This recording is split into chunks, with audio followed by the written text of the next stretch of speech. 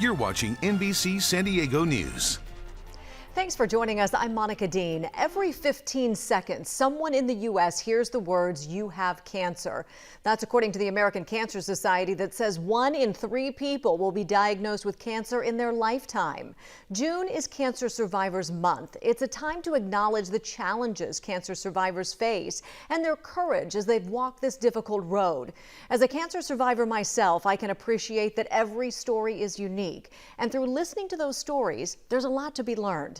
I sat down with Todd Tibbits, President and CEO of the YMCA of San Diego County, to talk about his journey with cancer and why he's passionate about sharing his story. So Todd, give us a little perspective of life before cancer. Life before cancer was focusing on my family, focusing on work, and just really doing what I thought it was and what it meant to be successful. Tell me about your role here at YMCA.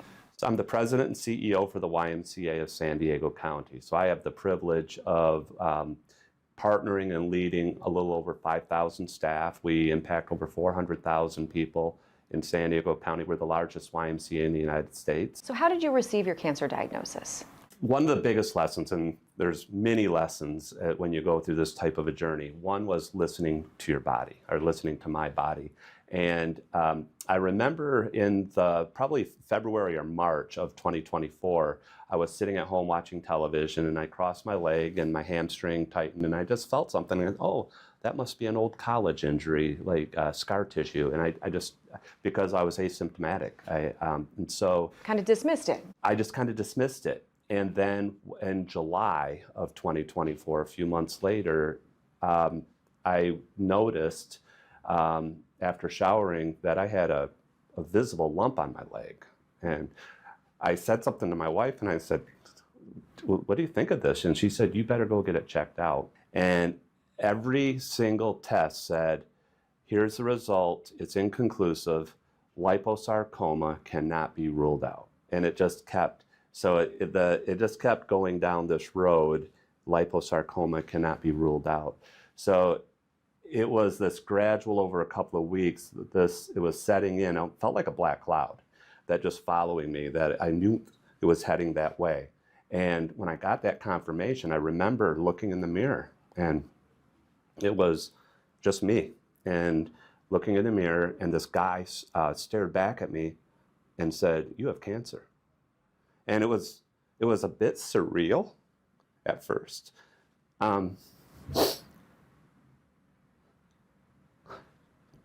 Of course, you wonder about your own mortality, because all of a sudden, from I'm aging like everybody else, but getting more gray hair and getting a little slower, not as easy to stay in shape, but overall pretty healthy. And to basically have this helpless feeling that I have something in my body that might kill me. And so my mortality was questioned, and instantly I was able to reconcile that, or compartmentalize, it's probably a better word. Then all of my thoughts and processes and concerns was on my family. I can relate to that. I'm sorry you had to go through that, but I know personally what that's like. And yet you put one foot in front of the next. Yeah. And you go through treatment. Mm-hmm. What did your treatment look like? So my first surgery, August 12th, cancer diagnosis. And in one aspect, in an odd way, that was actually a relief. I finally had a diagnosis, because one of the biggest pieces of empathy I have for individuals that are approaching cancer or a real significant illness is this lack of certainty. And that led to my second surgery, where once they had the diagnosis, when they pulled the first tumor out of my leg and I had the diagnosis, they also, I heard the message from the general surgeon, "I don't like making these calls, Todd. Number one, the pathology back, you do have cancer. And secondly, we didn't get it all."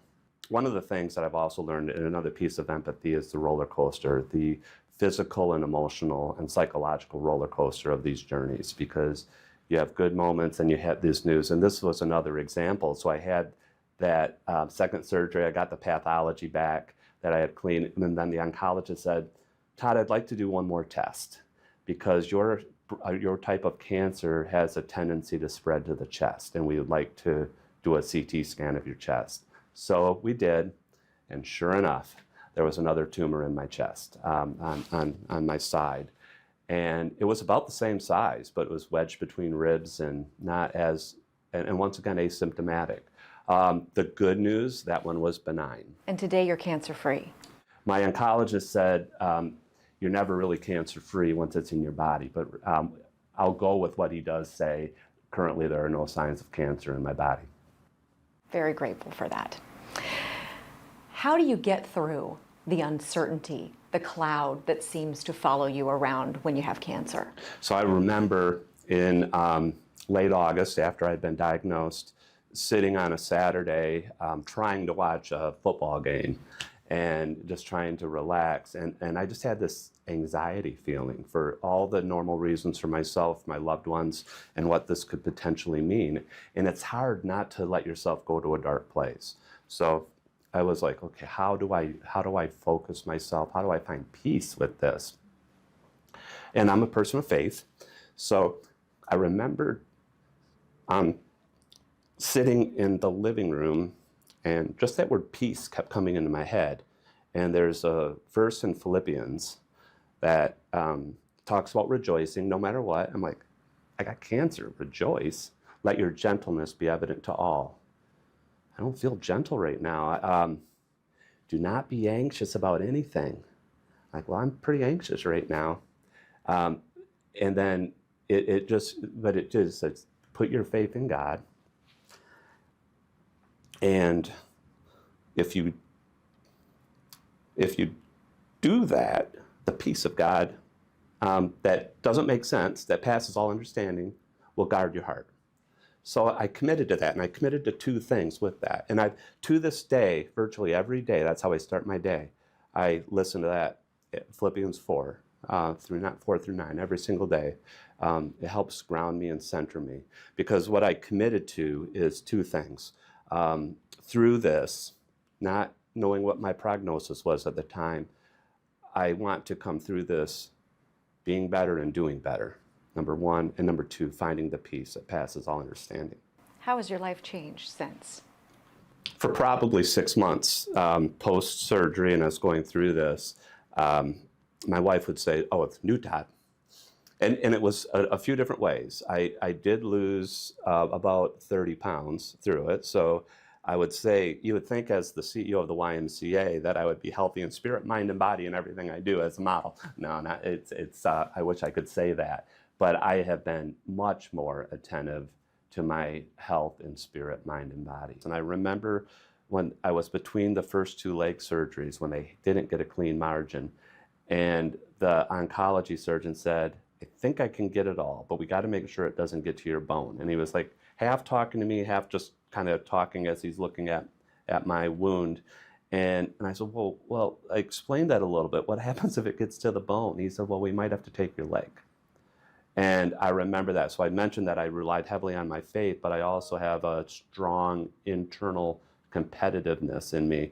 And I said, okay, number one, I'm going to be here in a year. And number two, whether it's with two legs, I hope it's with two legs, or a prosthetic, I'm walking the Camino next year. So I did that, and part of the therapy for that was I walked each day in honor of some different aspect of cancer. And today I walk in honor and dedicate each step to all of those, including family and friends that have been with somebody who has received a diagnosis. I think a lot of times when people think of a cancer survivor, maybe they get this mental picture, and you are not it. And so what would you want people to know? Because you were going about your life, and there were people that probably didn't even know that you were battling this in solitude or in the quiet confines of your private support network. What would you want people to know? Question, yes, people that are going through this, and there's so many people like me that just chose to keep it private. You just don't know what people are going through. So when you're choosing how you treat other people, how you get frustrated with other people, how you might talk to somebody else, whether it's cancer or another condition, it can just be mental health. Think twice about what that person might be experiencing within them. What's your hope for the future? My hope for the future is that I will be here, number one. I will continue to be here as a version of the best self I can possibly be. I can be here.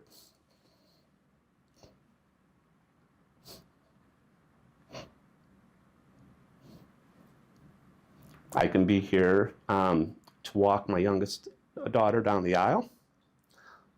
I can be here to watch my 4 grandchildren graduate.